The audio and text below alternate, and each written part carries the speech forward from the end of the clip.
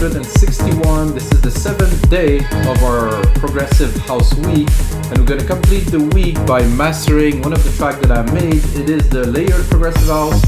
In the previous episode on Saturday, I actually did arrange the track and mix the track, so now it is a final product. I imported it into Logic Pro X. You can see it here, and I can see right away that the mix is quite clean. There's not much bump, it's pretty even. It's gonna be a nice mastering session, guys. A little bit more about those sessions. I already made 160 other episodes that you should check, guys, and if you get a second, smash that like button. It's gonna help other people to see those shows that I believe are pretty interesting for any producers, from really beginner to advanced. You know, there's always something to learn in this collection. So that's it, guys. I'm gonna master that track. I'm gonna use Waves plugins. Personally, I've been using those plugins for about 15 years. I developed this mastering chain for about 17 years now that I use Waves, and I have a certain chain that I do. I modify it with time, change the character, and I'm also evolving, understanding the attack and the release of the phase in LinMB, and really to give that really consistent sound that is not overboard. It will sound very well in every sound system. I think it's very interesting. And of course, guys, this template will be available on our site. It's going to be a progressive house mastering template. So if you make progressive house, you want to master it, you can take it, drop your track in it, and tweak it. Maybe watch this video along it, and you're going to get to understand the processes that are involved into mastering this progressive house track. So I do master in headphones because I cannot have the speakers on, because I have the mic, obviously. If you guys understand this principle, it's a good start. I do have very reliable ears. Those headphones I used for many years. Actually, it's the second pair of these, so I can count in here 7 years that I use those headphones. It's a pretty good reference to me. I also have my analyzer there that gives me like a really good overview of what is happening in the frequency. And what I'm looking for this type of track is punch. I want it to be punchy, I want the kick to be there, I still want it to be compressed and contained and loud, of course, because if we're competing with the beatport, other tracks and stuff. And by the way, guys, I will also release this track before. I haven't even found a name yet, but it will be out, and I will let you know in another episode. Let's get started, guys. Let's have a bit of a listen. It is completely flat. Absolutely no compression on the out. I keep them super clean. You can see the loudness here. I have a lot of headroom.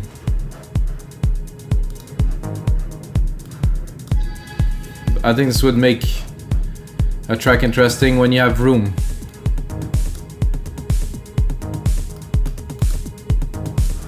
Very good. It definitely needs some mastering.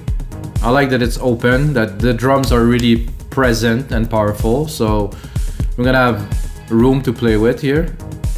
While compressing them and containing them, we're still gonna keep this punch. Let's just go to the bass. There's a good amount of air in it, it's clean.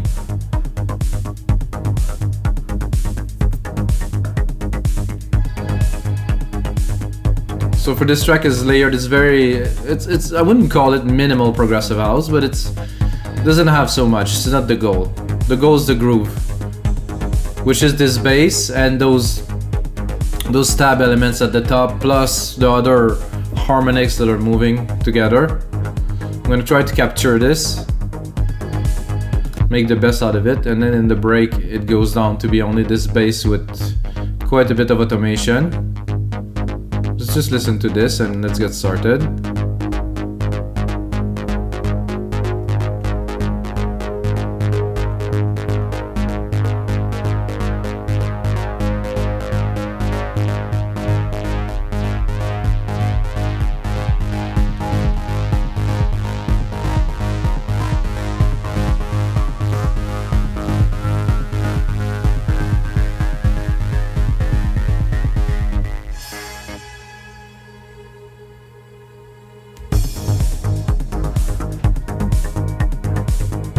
Coming back nicely after the break. This is nice. Okay, so first I'm gonna go into this, which is just a summing EQ. So I'm putting it on to literally raise the volume of the track because I have a lot of headroom, I want to make sure there's no peaks. So if I have some peaks, I can do auto trim here.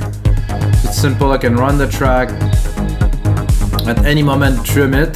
So I have as much loudness as I can going into the first phase, which is this, which is a very, very nice EQ for mastering. So the first thing that I do is I give it a bit of warm here with this EQ. It has this character.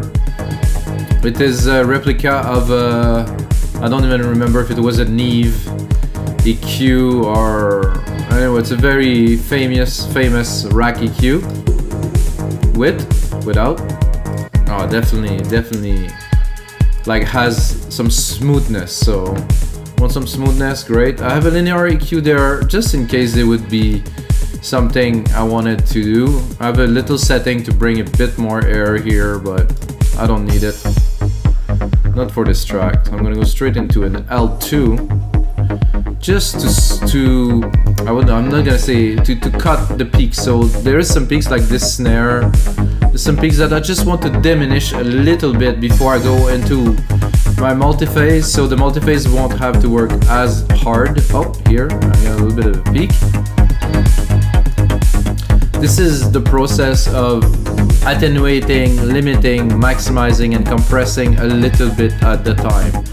Never, for my personal rule is 3 dB at the most, and even at 3 I'm a little bit, so here I have 2.3 dB, only the peaks, it's nothing else. So then of course I have some gain here, because to go from the master to this, to be able to feed our chain, we need some volume. Now we're gonna go into this adaptive linear multi-band. So it's an EQ compressor. It's many things at the same time. It does an amazing job at putting everything in phase. I have my setting here. I want to make sure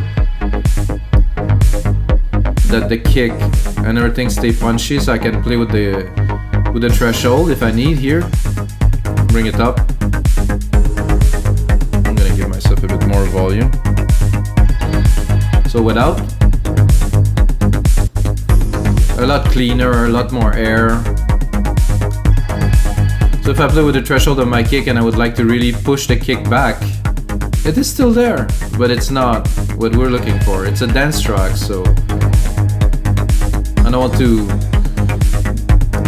to affect the kick too much, just a little bit, contain it without. I think there's a bit of kick here, so I'm also gonna give it some room for it to be able to punch through.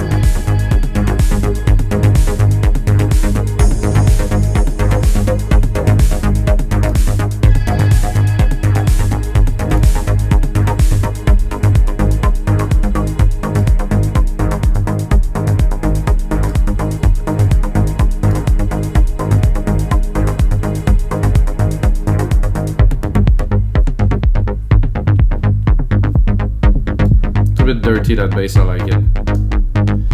It's a bit old school, it has some grit. I know on a big sound system, oof, that would shake people.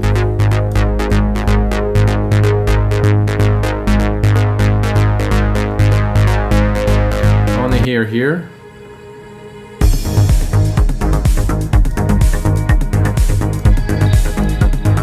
Very clean, I like it. Then we're going into an API where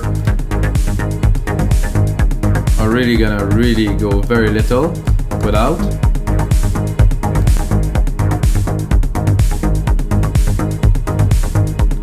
Just want a little bit of compression, just a tiny bit, a bit of character of this too. Then I have another console EQ which I don't think I will use, but I'll turn it on for fun. This is if I really wanted to push the track. I mean, it might sound better, you're like, ooh, this is bright and this and that. Sorry guys, we're doing mastering. We're not overblowing the track so everybody's impressed in the room. We want the room to be contained, to be clean, to be able to play on any sound system, including mono. That is a very interesting and important plugin. So without. So here I'm adding quite a few dB to the side, so we have much more dimension and width to the track, while we still maintain the low in the middle. Without. It's a bit fad, width. Definitely added some extra dimension. And after I do this, right away I have a crammer tape, which I will not use. And then I compress it after this phase of... and I like to change this compressor to auto, so it reacts a little bit better to the program. Again, 2 dB without. See, to me it's a bit vague, while if I put it on, it's glued. It's really is one track. All the elements just kind of squeeze together.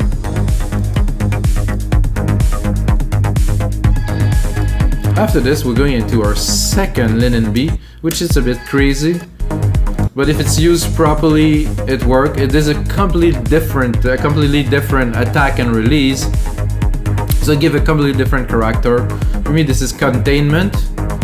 This is to make sure that the track will play well, as much on a little earbud as on a big speaker, as on a live PA. Oops.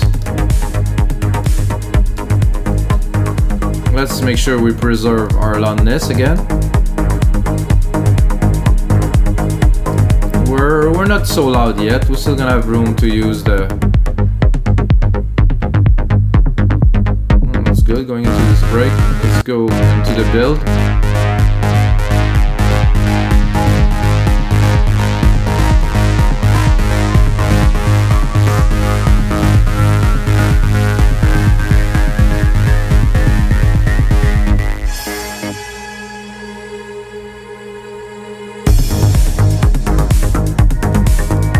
Coming out very strong, coming back in.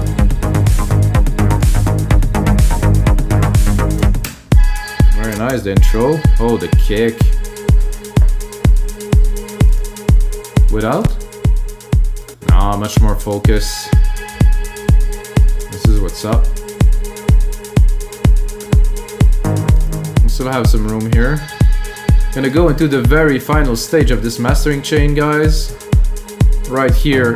L316, put it up like this, put it minus 0.2 because this is where we want it to be at the end.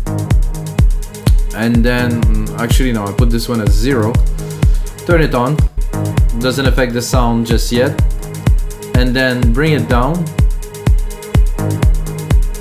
until you have signal loss. At least waves say this, so I already heard it in the low end. So. And what do I want? I want maybe 4 dB, not much more. So let's bring it up, guys. Oh, sorry, I've done the wrong move. 3.8 here, and then out ceiling here. So we're on. So I think we're still in the safe zone for iTunes, mastered for iTunes. Minus 12 here. I think it's gonna go up a little bit more here. Minus 9, still good. It's not overly super extra loud. We could bring it down a little bit.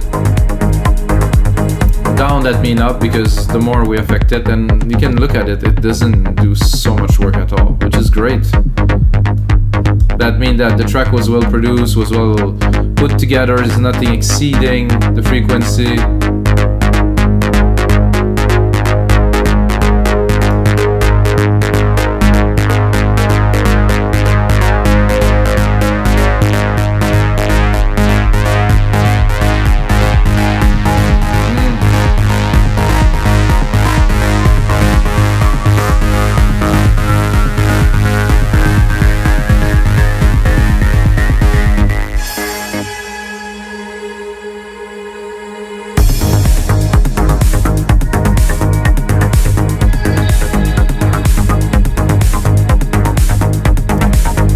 Sounds very good, guys. This is a nice track, and this is gonna be it for episode 161 of your live electronic music tutorials. If this is your first episode watching this, you're like, oh, this guy's mastering a track. Usually I do create music in real time, most of the time from complete scratch. So this is just a continuity. This is day 7 of our progressive week. So I think the first progressive week was a success. So next week I will continue with another week. But the most important thing, guys, is may the sounds be with you.